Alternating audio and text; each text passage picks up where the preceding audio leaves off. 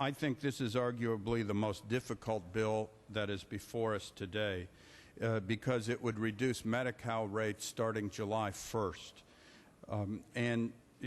Just before I speak to that, there are other items in this having to do with continuing the cost containment of regional centers and dealing with deferred payments in this area that are part of our cash flow issue. But I think that if it were my decision, or I think the decision of the caucus, Democratic caucus independently, it would be to not include this cut in our package and have it be part of our budget work for next year.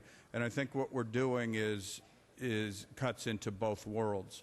This will start July 1st, but as bad as it is, we're delaying the implementation that the governor proposed in the current year to the beginning of the next year to assure that we can do everything possible to restore this cut. I think my clear desire is that the ultimate budget that is crafted by the Budget Committee and approved on this floor later this year would restore the cut. And that way, this will be part of whatever discussions we have about a global solution to the budget. So with that, I would ask for an aye vote. Even though this was a bipartisan debate, it had a very Democratic tinge to the speeches. And I think what was very important about this debate on the very last bill of this package is it really illustrates the difficulty with matching the rhetoric that has gone on with the budget with the actual decisions that we have to make. Because there's been a lot of rhetoric about we need to make cuts, we need to have a cuts-only budget, and people believe that right up till the roll call when you make the cuts.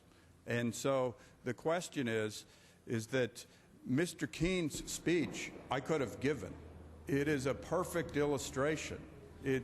Cutting these rates in the next year will actually probably be penny wise and pound foolish, not just because it kisses off a federal dollar for every state dollar we cut. It's a double cut in the depth in the budget. But it, for many physicians or nursing homes or other providers, will be the straw that breaks the camel's back. If, in fact, they're only getting reimbursed 30% of the actual cost of delivering the medical service, and we cut it 10%, it'll get to a point that it's beyond their ability to subsidize the state and other people with rates that are at that low. It is the argument for this. And it's very interesting because in our debate and our negotiations up to putting this package here, everybody was strongly for cuts, but don't do summary parole. Make sure you don't close the parks right now. Make sure you don't cut health care in this year. Make sure you don't cut education where it actually gets into the classroom, and yet every single thing that people resisted on a bipartisan level in these cuts is what is on the table. And I think that if we have a cuts-only budget, we will be cutting this Medi-Cal exactly the way that Mr. Keene articulately argued against doing it.